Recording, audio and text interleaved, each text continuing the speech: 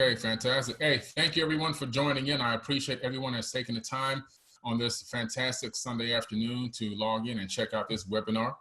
I'm going to go ahead and go into the quantum manifestation workshop, and we're going to talk about the science aspect of quantum manifestation and really what it has to do with the Merkaba. It's really something that has been taken on or understood till recently as more like mysticism. But what I like to do, if you know anything about my work, if you've watched any of my videos or seen me on any shows, I like to add a lot of science to what I'm talking about, because I truly believe that science and spirituality actually go hand in hand, whereas mainstream will like you to have science over here and spirituality over here, completely separate. That's the old divide and conquer tactic that still is in play till this very day. So I actually tend to go over things a little differently. And so I'd like to start off by just telling you that so you understand why is he talking about all this science, because I like to paint a picture from beginning to end. Because what I found, in all my studies and research, I found that we all have learned things in school, but we learn how to memorize answers. And that's really not a good thing. Memorizing answers without knowing how we got to the actual answer. In other words, if you look at your multiplication table, for example, okay, we've all memorized, I hope you did, the answers to multiplication tables. 2 times 2 is 4, and so forth and so on. So how do we get to the answer? Why is 2 times 2 4? Why is 1 times a number always going to be that number? Why? What's the actual underlying fundamental basis behind the mathematics that gives us the answer? A lot of us can't answer that question. What we can do is we can tell you what we memorized was the answer. And the problem with that is we move through this matrix, through this life, and we basically go on memorized outcomes instead of knowing how we get to these outcomes. And because of that, we're prone to make a lot of mistakes, and we're prone to not even understand a lot about ourselves and the universe at large. So just with that being said, I'll go ahead and go right into it, and we'll start working on this workshop. So I'm going to share my screen here and bring in this PowerPoint. This actually is part of my mystery school teachings. So some of you who, if you don't know, I've been doing mystery schools for quite a while now, probably for about a year. I've done 3 12-hour sessions of mystery school. And some of this content was actually featured in a mystery school that I did, where I had people come from all over the world to watch me speak for 12 hours on this particular topic. Now, this has been condensed down into 2 hours of talk time here. It's not a 6-hour session today, but I've got enough in this piece here that's going to give you a great understanding of what this workshop is about. And the beautiful thing is it'll be on Neil's platform. You'll be able to watch it over and over again. You'll be able to study and actually apply some of this, and you'll be able to understand what I'm talking about by doing some of your own research as well, okay? Let's start this slideshow here. Okay. Okay, here we go. Got it. So.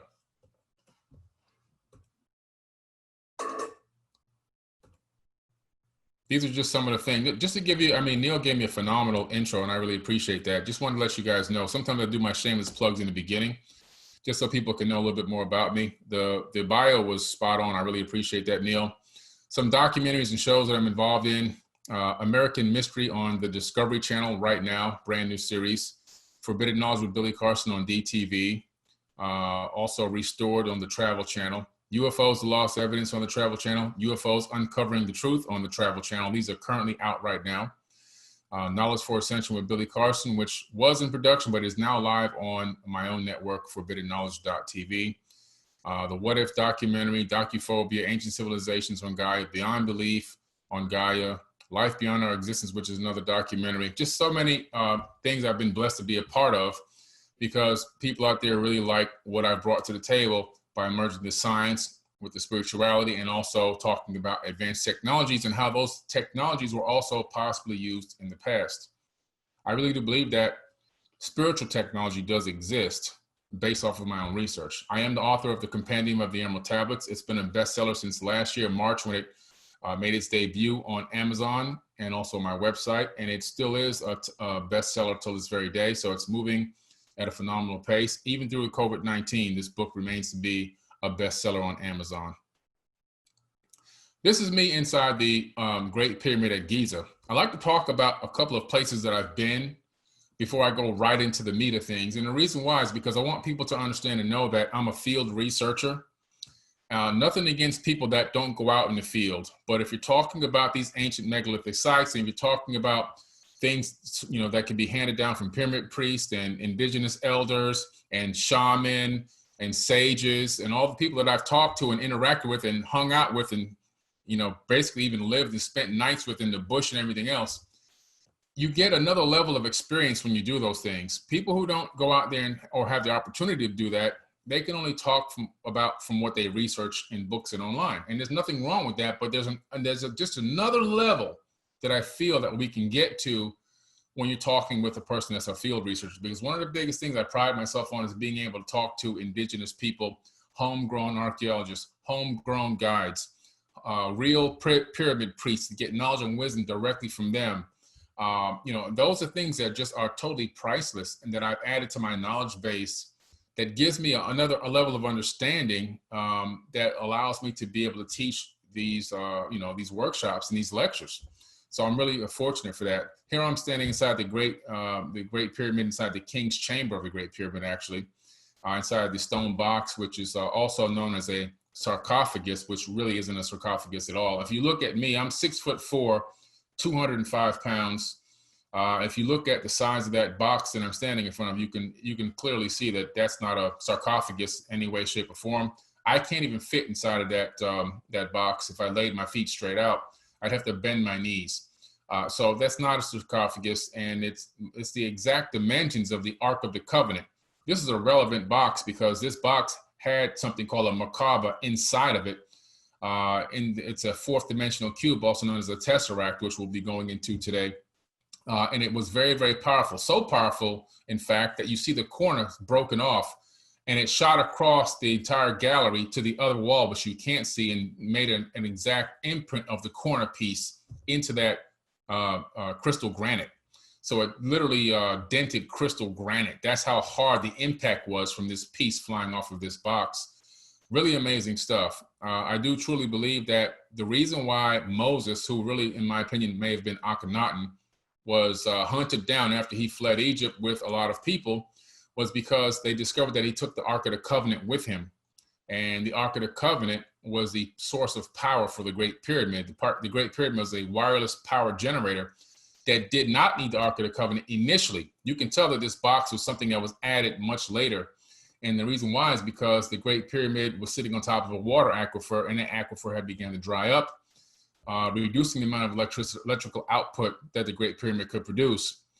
So they got this this gift from the Anunnaki called the Ark, one of three of them that existed, and they put it inside this box, and they used it to add additional power and strength to push up through the apex of the Great Pyramid to create the wireless power sources that they needed around the entire region. So just to give you a little tidbit on that. The King's Chamber, amazingly, the speed of light in a vacuum is 299,792,458 meters per second. Ironically, the Grand Gallery's location inside the leading up to the actual up to the King's Chamber is the exact longitude of the same numbers that match the speed of light in meters per second. And a lot of people go, wait a minute, how did they do meters per second in ancient Egypt? Well, a little something called the Sumerians. See, if you research the Sumerians and research Proto-Sumerian, you'll find that the Sumerians had a metric system thousands and thousands of years ago, more than 6,000 years ago. They had a metric system. And where was this Sumerian cuneiform metric system discovered? It was discovered in Mesoamerica, right now what we would call South America and Mexico, where the Mayans were. Ironically, yeah. So the metric system existed long before we rediscovered it in more modern times, something they don't teach you in school. They make you go look for it and research it for yourself. Again, just another tidbit of information as we're getting into this, so you can understand a lot of the premise and the basis behind a lot of my research. It's very extensive. Here I am standing at the Temple of Abydos, right behind the Orion, the Osiris Osirian Temple. Now, this is an amazing place because there is technology etched into the hieroglyphs in the ceiling, and you can see me standing there pointing up to the glyphs. Now, these glyphs are probably about, I would say, 40 meters above my head, and they have not been touched. The homegrown indigenous archaeologists and guides that took me there to this location said that the mainstream tells the tourism board to tell people that if they ask about them, that they were overlaid and they accidentally appeared this way. They said because they knew who I was and that I wasn't just a regular person, they would tell me the truth. The truth is that they've never been touched. They don't know how they got there. They are depicting technology, and this is not the only place in Egypt where these technological devices are depicted in hieroglyphs. And they proceeded to take me all over Egypt for a whole month to the other locations, which I've documented as well. So these glyphs depict technology like helicopters, airplanes, tanks, and so forth, submarines, really amazing stuff. And this is not the only place that we were able to see it. We saw it in many other places. And again, those other places have no claim whatsoever of an overlay of any other type of a hieroglyph on top of another one that makes it look like technology. It doesn't exist. These are real depictions of technology, in my personal opinion. I've been to Ollantaytambo in Peru. I was all over Peru. This is at the top of the mountain. Some of the stones at the palace here that was left behind on top of this mountain came from hundreds of miles away from the top of another mountain. Just an amazing place. You can feel the energy there.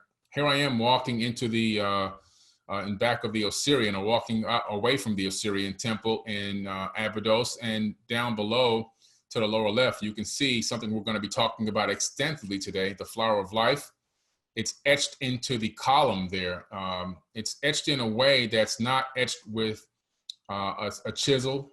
It's not etched with a chicken bone or a copper tool. In some kind of way, it's literally fixed into the atomic structure of the actual stone column. And this flower of life, is, we know what we're going to talk about today, is where all the energy emanates from that creates third dimension. It's part of the matrix that we're living in right now. So it's, again, like I said, I'd just like to show you guys that I've been to these places and I've talked to the people. You can see me up top. I'm talking to an actual indigenous elder that knows and lives and grew up playing in these areas and going in the tunnels underneath the pyramids and everything else when he was a kid, and is now a guide, an indigenous, actual homegrown guide that is well versed on all of this stuff. And he agrees with my theory. The theory is that according to the ancient texts and tablets, including the papyruses from the Egyptian Book of the Dead, beings came here from somewhere else and brought a lot of this knowledge.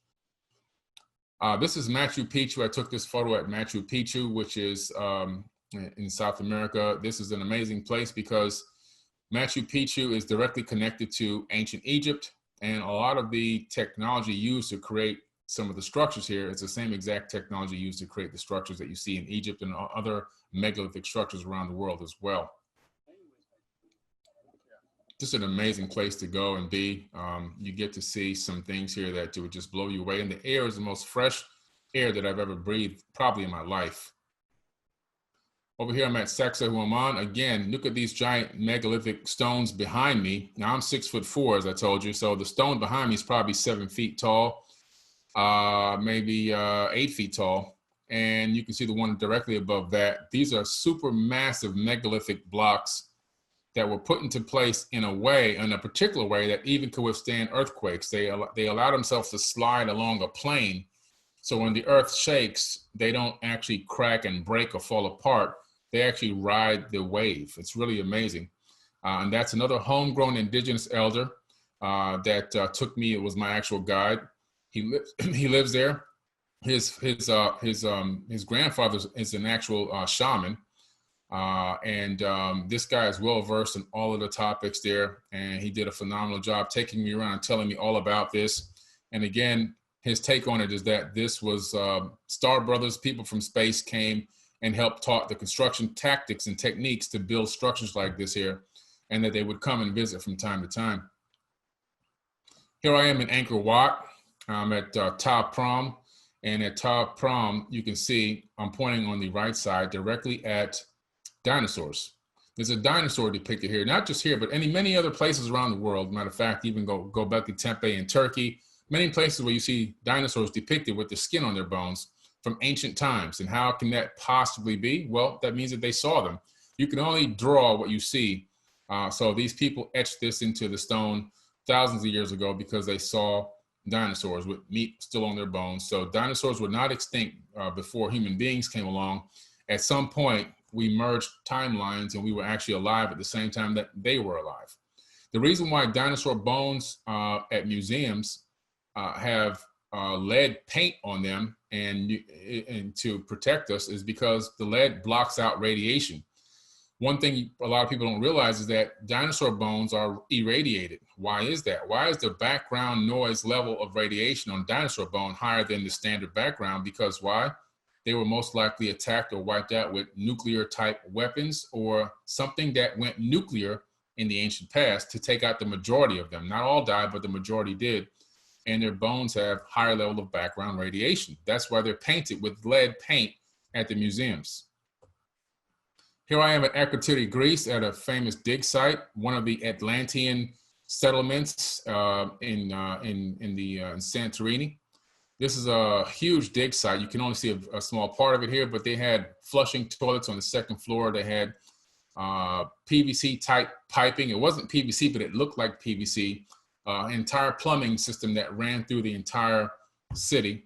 It got covered and buried in volcanic ash. That's how the people here were destroyed. Another amazing place with amazing technological advances that today we're just now starting to rediscover. And here I am again at the Pyramid of the Moon. I'm standing on the Pyramid of the Moon in Teotihuacan, and behind me is the Pyramid of the Sun, which I did climb and do a meditation on top of the Pyramid of the Sun. I did a Merkaba meditation there. This is an amazing place as well because these three pyramids are also aligned with Orion, just like the ones at Giza. And they have technology underneath the ground here where all of these structures are connected by underground perfectly square tubes, tunnels. And there's mica in these tunnels, which is an electrical insulator, which means that at some point, there was some type of energy grid running underneath the ground here, connecting all of these locations. And inside the Great Pyramid here, or the Pyramid of the Sun, they discovered tons of mercury, liquid mercury, which is amazing because a couple of things. Mercury, if you put it in a rotation of about 50,000 RPM and electrify it in a torus energy field, you get anti-gravity properties. The other thing is mercury was also named after another name of Thoth the Atlantean, who was also known as Thoth, Tahuti in Egypt. And when he came to Mexico, he was a Teotihuacan. He was known as Quetzalcoatl, Kukulkan, Lord Pakal, and everything else. So Viracocha, and he's the one who built these pyramid structures here, according to the tablets in Mesoamerica. So it's really amazing stuff how you see the technology flow from Egypt all the way to Mesoamerica.